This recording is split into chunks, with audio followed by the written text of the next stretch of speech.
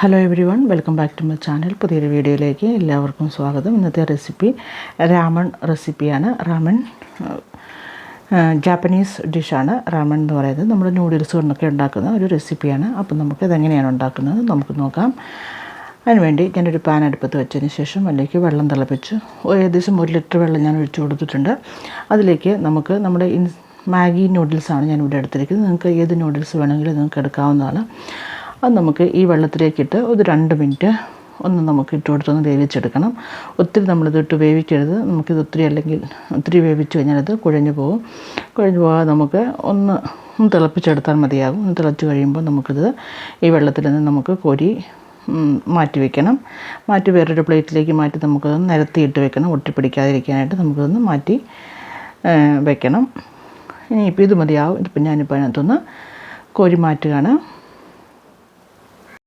Raman noodles നമുക്ക് 2 തരത്തിലുണ്ടാക്കാം. വെജും non വെജുമായിട്ടും നമുക്കുണ്ടാക്കാം. ഞാനിപ്പോൾ ഇവിടെ വെജിറ്റബിൾസ് മാത്രമേ കാണിക്കുന്നുള്ളൂ. വെജിറ്റബിൾസ് അതിൻ്റെ കൂടെ ചെറിയ അല്പം വ്യത്യാസം വരുത്തി കഴിഞ്ഞ് കഴിഞ്ഞാൽ നമുക്കത് നോൺ വെജും ആക്കിയെടുക്കാം.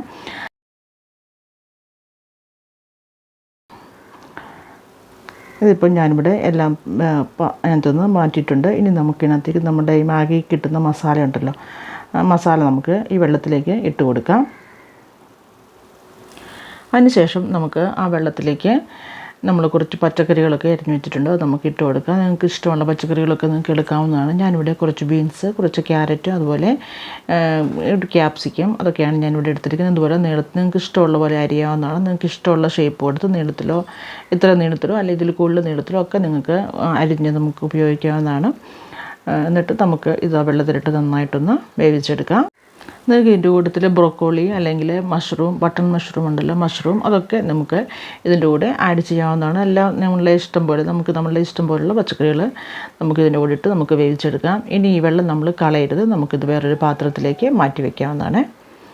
ഈ വെള്ളം നമുക്ക് ആവശ്യമാണ്. ഇനി നമുക്ക് കുറച്ച് കുരുമുളക് ഈ കല്ലിലിട്ടൊന്ന് നമുക്കിതൊന്ന് ചതച്ചെടുക്കാം. നിങ്ങൾക്ക് വേണമെങ്കിൽ കുരുമുളക് പൊടി നിങ്ങളുടെ കയ്യിലുണ്ടെങ്കിൽ പൊടിയാണെങ്കിലും ചേർത്ത് കൊടുക്കാവുന്നതാണ്. ഇനി നമുക്ക് പാൻ അടുപ്പത്ത് വെച്ചതിന് ശേഷം അതിലേക്ക് 2 ടേബിൾ സ്പൂണിൻ്റെ കണക്കിന് നമുക്ക് ബട്ടർ ചേർത്ത് കൊടുക്കാം. ബട്ടർ ഒന്ന് മെൽറ്റാകുന്നത് വരെ ഒന്ന് വെയിറ്റ് ചെയ്യാം. ഇനി നമുക്ക് അതിലേക്ക് പനീർ ഇട്ട് കൊടുക്കാം. പനീർ ഇതുപോലെ ഇതിലും നീളത്തിൽ നിങ്ങൾക്ക് വേണമെങ്കിൽ മുറിക്കാം. ഇതുപോലെ ഞാൻ ഈ ഷേപ്പിലാണ് മുറിച്ചിരിക്കുന്നത്. നീളത്തിലൊന്ന് മുറിച്ചതിന് ശേഷം നിങ്ങൾക്ക് ഇഷ്ടമുള്ള ഷേപ്പ് കൊടുക്കാം. മുറിച്ചതിന് ശേഷം നമുക്ക് ഈ ബട്ടറിലിട്ട് നമുക്കിതൊന്ന് ഫ്രൈ ചെയ്തെടുക്കണം. കൂട്ടത്തിൽ നമ്മൾ ചതച്ച് വെച്ചിരിക്കുന്ന കുരുമുളക് കുറച്ച് ആഡ് ചെയ്ത് കൊടുക്കാം. അതുപോലെ കുറച്ച് ശകലം ഉപ്പ് നമുക്ക് ഇതുപോലെ ഒന്ന് സ്പ്രിങ്കിൾ ചെയ്ത് കൊടുക്കാം.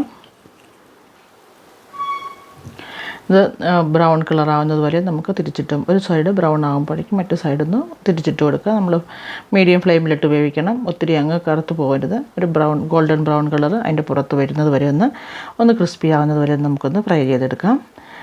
അതിന് ശേഷം നമുക്കത് കോരി മാറ്റാം. ഇനി അതിലേക്ക് കുറച്ചുകൂടി ബട്ടർ നമുക്ക് ചേർത്ത് കൊടുക്കാം. ഇനി നമ്മളിതിലേക്ക് നമ്മൾ തയ്യാറാക്കി വെച്ചിരിക്കുന്ന വെജിറ്റബിൾസൊക്കെ നമുക്ക് ആഡ് ചെയ്തിട്ട് നമുക്ക് അതും കൂടെ ഒന്ന് ഫ്രൈ ആക്കി എടുക്കാം. വെജിറ്റബിൾസും നമുക്കൊന്ന് ഫ്രൈ ആയിട്ടെടുക്കാം.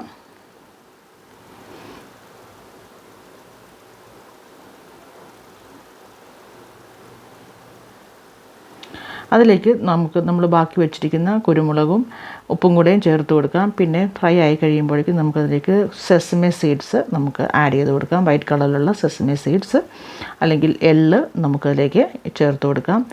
ജാപ്പനീസ് ഡിഷിനകത്തൊക്കെ കൂടുതലും സെസമെ ഓയിലാണ് ജാപ്പനീസ് ഡിഷ് ഉണ്ടാക്കുന്നത്. നമുക്ക് സെസമെ സീഡ്സ് ചേർത്ത് കൊടുത്ത് നമുക്ക് ആ ഫ്ലേവർ നമുക്കൊന്ന് വരുത്താവുന്നതാണ്.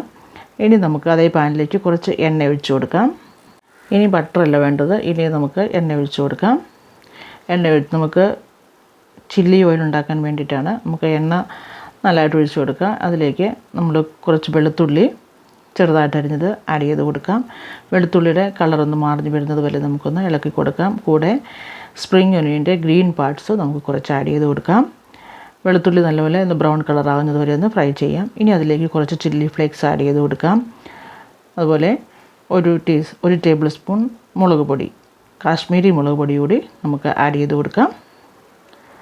ഇതെല്ലാം ഒന്ന് തീ കുറച്ചിട്ട് വേണം മുളക് പൊടി ആഡ് ചെയ്ത് കൊടുക്കാം. അല്ലെങ്കിൽ സ്റ്റവ് ഓഫ് ചെയ്തിട്ട് ചെയ്താലും കുഴപ്പമില്ല. എന്നിട്ട് നമുക്ക് നന്നായിട്ടൊന്ന് ഇളക്കി യോജിപ്പിക്കാം. ഇപ്പോൾ നമ്മളുടെ പ്രിപ്പറേഷൻസൊക്കെ റെഡി ആയിട്ടുണ്ട്. ഇനി നമുക്കിത് സെർവ് ചെയ്യുന്നത് എങ്ങനെയാണെന്ന് നോക്കാം. ആദ്യം നമ്മൾ കുറച്ച് ചില്ലി ഓയിൽ ഒഴിച്ചു കൊടുക്കാം. കുറച്ച് ചില്ലി ഓയിൽ ആഡ് ചെയ്ത് കൊടുക്കാം. അതിലേക്ക് നമ്മൾ മാറ്റി വെച്ചിരിക്കുന്ന ബ്രോത്ത് ഉണ്ടല്ലോ, നമ്മൾ നൂഡിൽസും വെജിറ്റബിൾസും ഒക്കെ വേവിച്ച ആ ബ്രോത്ത് അതിലേക്ക് നമുക്ക് ഒഴിച്ചു കൊടുക്കാം. ഇനി അതിലേക്ക് നമുക്ക് 1 ടീസ്പൂൺ സോയാ സോസ് ആഡ് ചെയ്യാം. റാമൺ എപ്പോഴും ബ്രോത്തിനകത്താണ് സെർവ് ചെയ്യാറുള്ളത്. റാമണിൻ്റെ പ്രത്യേകത അതാണ്. ഇനി നമുക്ക് നൂഡിൽസ് വെച്ച് കൊടുക്കാം. നൂഡിൽസ് നമ്മൾ ഇങ്ങനെ പരത്തി കൊടുക്കരുത്, ഇതുപോലെ നമ്മൾ ഒരുമിച്ച് ഇങ്ങനെ വെക്കണം.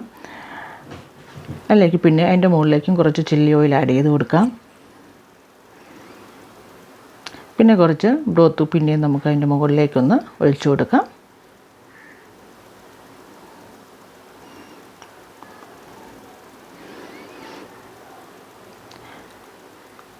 പിന്നെ ശകലം കൂടി നമുക്ക് സോയാ സോസ് ആഡ് ചെയ്യാം. നിങ്ങളുടെ ടേസ്റ്റിനനുസരിച്ചൊക്കെ നമുക്ക് ആഡ് ചെയ്യാവുന്നതാണ്. പിന്നെ സൈഡിലേക്ക് വെജിറ്റബിൾസ് ഫ്രൈ ചെയ്തത് വെച്ച് കൊടുക്കാം. അതുപോലെ പനീർ നമുക്ക് വെച്ച് കൊടുക്കാം. പനീറും നിങ്ങൾക്ക് ഇഷ്ടമുള്ള പീസസ് നമുക്ക് വെച്ച് കൊടുക്കാവുന്നതാണ് കേട്ടോ. നിങ്ങൾക്ക് എത്ര പീസ് വേണോ അതുപോലെ നിങ്ങൾ ആഡ് ചെയ്ത് കൊടുക്കുക. പിന്നെ ഗാർണിഷിന് വേണ്ടിയിട്ട് ഒരു സ്പ്രിംഗ് ഒനിയൻ കൂടി വെച്ച് കൊടുക്കുക. കുറച്ച് സ്പ്രിംഗ് ഒനിയൻ കട്ട് ചെയ്ത് ഗ്രീൻ പാർട്സ് കട്ട് ചെയ്ത് നമുക്കൊന്ന് സ്പ്രിങ്കിൾ ചെയ്ത് കൊടുക്കാം. അതുപോലെ ഇതിൻ്റെ മുകളിലേക്ക് സെസ്മെ സീഡ്സും കൂടി എള്ളും കൂടി വൈറ്റ് കളറുള്ള എള്ള് കൂടി നമുക്കൊന്ന് സ്പ്രിങ്കിൾ ചെയ്ത് നമുക്ക് ഗാർണിഷ് ചെയ്യാവുന്നതാണ്. അപ്പം നിങ്ങളിത് തയ്യാറാക്കി നോക്കുക, എല്ലാവർക്കും ഇഷ്ടപ്പെടും. ഡിന്നറൊക്കെ നമുക്കൊന്ന് സ്പെഷ്യലാക്കാൻ വേണ്ടി നമുക്ക് ചെയ്യാവുന്നതാണ്. ആരെങ്കിലും ഗസ്റ്റൊക്കെ വരുമ്പോൾ നമുക്കിത് ഉണ്ടാക്കി കൊടുക്കാവുന്നതാണ്. വീഡിയോ ഇഷ്ടപ്പെട്ടാൽ ഷെയർ ചെയ്യുക, ചാനൽ സബ്സ്ക്രൈബ് ചെയ്യുക, ലൈക്ക് ചെയ്യുക. നിങ്ങളുടെ അഭിപ്രായങ്ങൾ കമൻറ്റ് ബോക്സിൽ എഴുതി അറിയിക്കാനും മറക്കരുത്. ഇനി വേറൊരു റെസിപ്പിയുമായി വീണ്ടും കാണാം. അതുവരെ എല്ലാവർക്കും നമസ്കാരം. Thank you for watching.